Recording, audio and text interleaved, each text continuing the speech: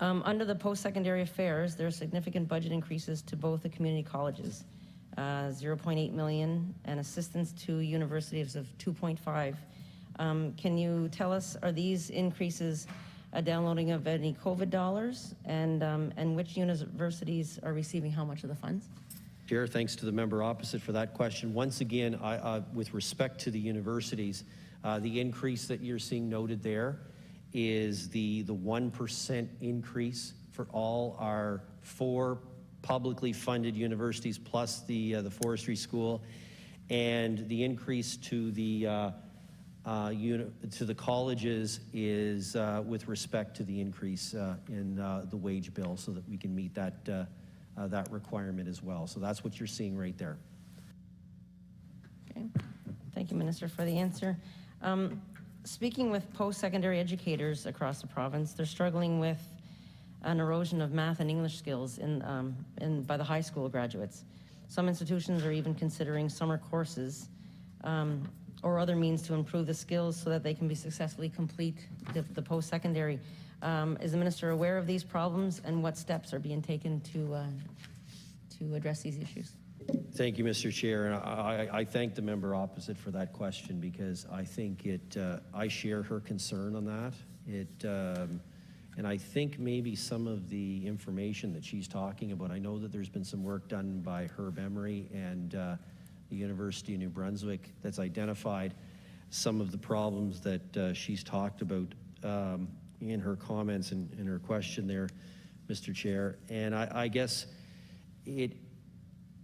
it's a problem for us at the post-secondary level, obviously, but it's also a problem that we're going to have to address in the at early childhood and education side of the equation. So I take the point. It's something that once I look at some of the very recent research that we're getting right now, I believe I have to have a conversation with the Minister of Education about how we can do a little bit better here, because it's certainly a concern, and the preliminary points that I'm hearing is that we may be behind the rest of the country in this regard. So it's a real concern, and I take the member's comments very seriously, and it's another one of those examples that I have believed for some time that far too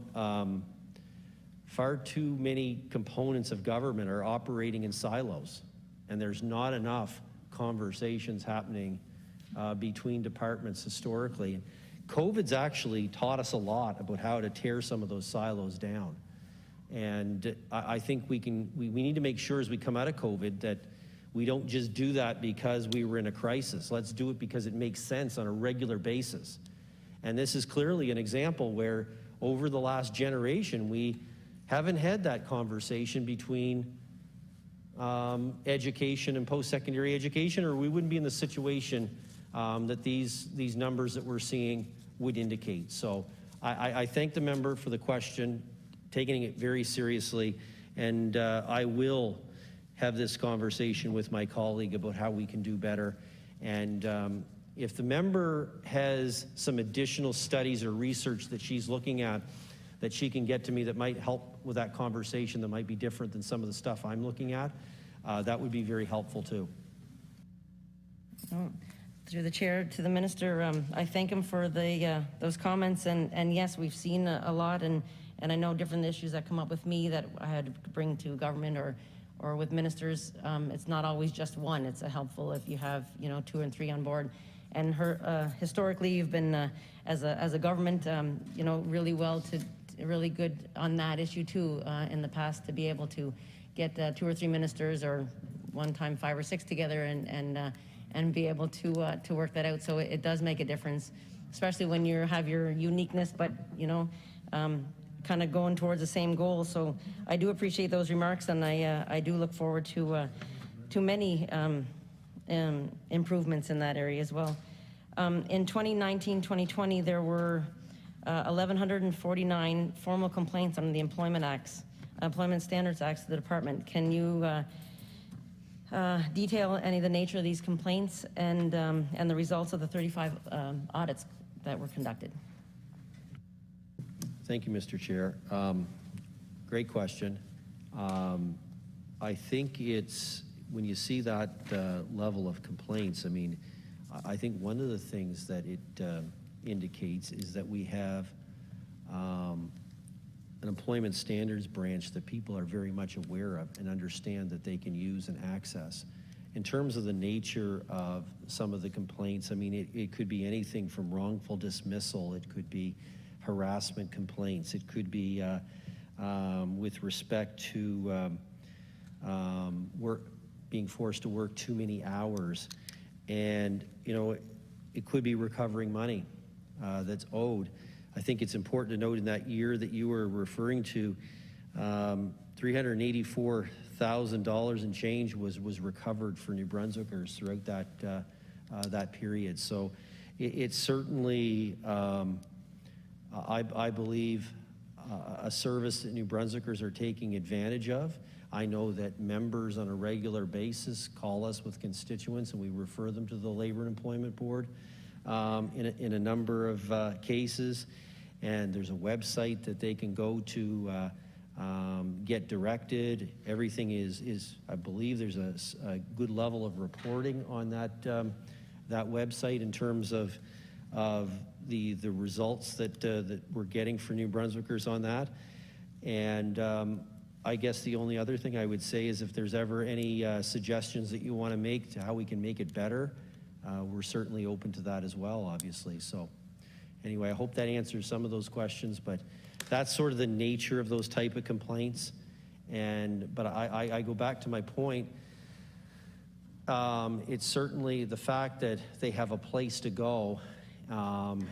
That number of complaints certainly indicates that people understand they have a process, and I think we all have a responsibility as members to educate our constituents in terms of that process so that people know that exists and that they have rights under the Act.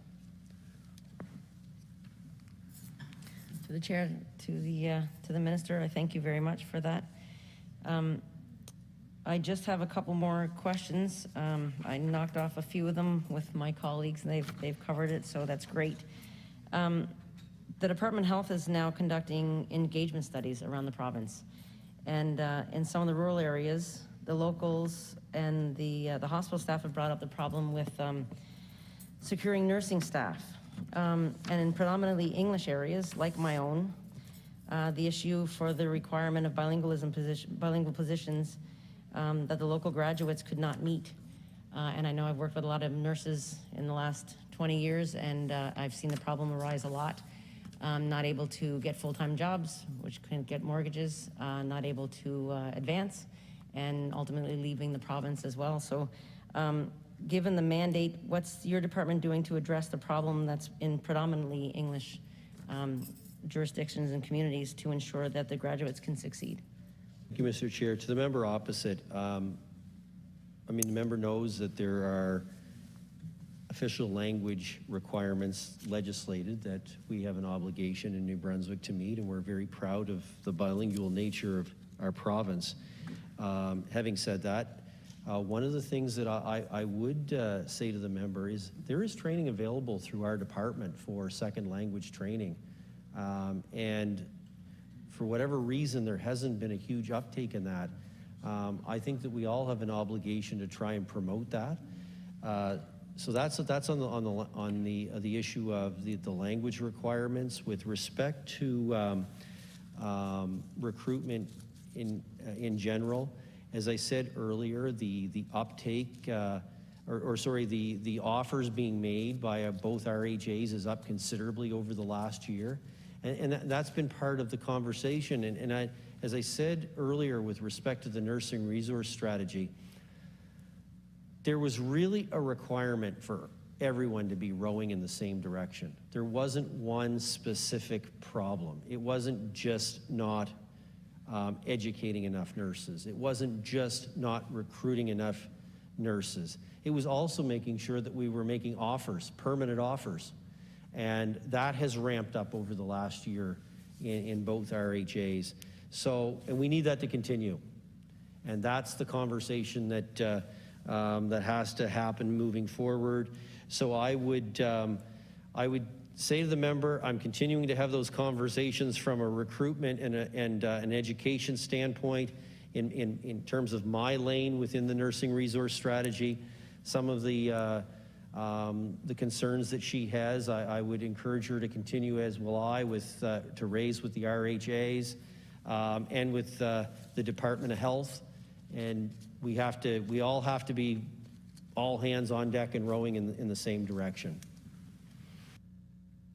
Thank you to the minister through the chair, and I do agree. We're very proud of our province and our ability to help everyone, and our bilingual and our ability to do that.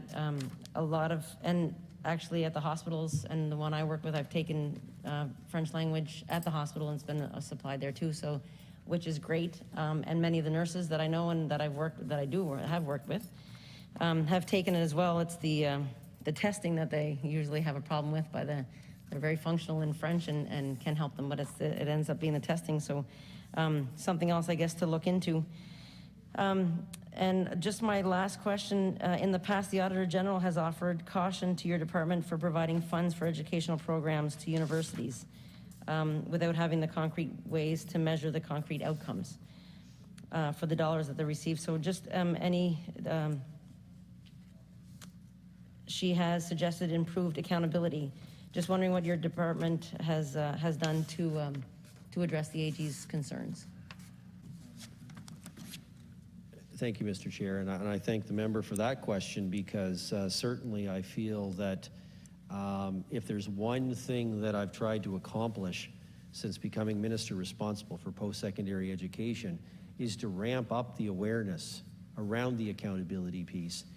And that's why a lot of the conversations that we've been having, particularly around specific labor market demands and specifically around some of the healthcare challenges that we have, is that a lot of the programming that is offered has to be performance-based. That's why we weren't interested in continuing the funding for the additional nursing seats that weren't being filled, and that's why we went to the LPN to RN bridging program as an example. The other thing that I've said to universities is I expect more efforts towards, and they've done a great job on this to date, but we need more experiential learning opportunities, and we're looking at ways that we can help with that. We need them to get their enrollment up. You know, it's not enough for us to fund extra seats like we did in the past and the seats not be filled. And we really need them to play a significant role in the attraction of international students that will ultimately become New Brunswickers, new Canadians that stay here permanently and help us meet some of our labor market demands. And the other thing that I would say is that somewhere in the near future, I'll, in conjunction with the House Leader's Office and with your House Leaders, be coming back at some point in the near future with establishing the Select Committee on the University Accountability Committee for the legislature.